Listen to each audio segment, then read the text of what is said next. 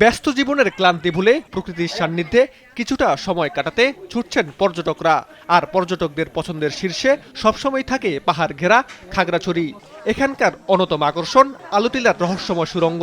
পাশেই রয়েছে অপরূপ রিসাং ঝর্ণা, যেখানে পাহাড় বেয়ে নেমে আসা স্বচ্ছ জলের ধারা মুগ্ধ করে ভ্রমণ পিপাসুদের।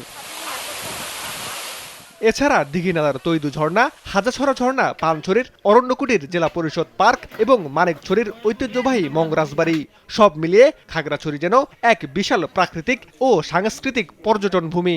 পাহাড়ি জনগোষ্ঠীর বৈচিত্র্যময় সংস্কৃতি, জীবনধারা আর আতিথেয়তাও বাড়িয়ে দেয় এই অঞ্চলের আকর্ষণ।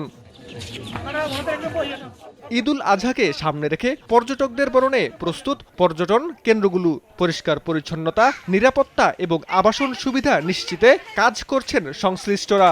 আমাদের খাগড়াছড়ি আলুটিলা পর্যটনের আমরা ঈদের উপলক্ষে পরিষ্কার পরিচ্ছন্নতা ডুয়া মুসাফাইতে সম্পূর্ণ ক্লিয়ার করছি। আমাদের এখানে আইন শৃঙ্খলার কোনো ঘাটতি নাই। ঈদের উপলক্ষে যে পর্যটকরা আসবে আমরা এখানে পরিষ্কার বর্জন করে রাখছি।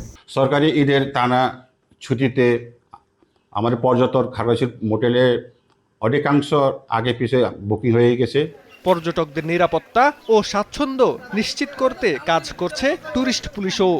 পুলিশের 3 স্তরে একটা নিরাপত্তা টিম থাকবে। প্রথম টিম থাকবে মোবাইল টিম, যেটা সার্বক্ষণিকভাবে মুভমেন্টে থাকবে, বিভিন্ন পর্যটন স্পটে গিয়ে তারা নিরাপত্তা বিধান করে আসবে এবং যেন কোনো ধরনের বিঘ্নতা বা কোনো ধরনের দুর্ঘটনা না ঘটে সেক্ষেত্রে সদা সচেষ্ট থাকবে। আবহাওয়া অনুকূলে থাকলে এবার কয়েক লাখ পর্যটকের আগমনের আশা করছেন সংশ্লিষ্টরা। সীমান্ত বর্ধন, নিউজ ডেস্ক, দেশ টিভি।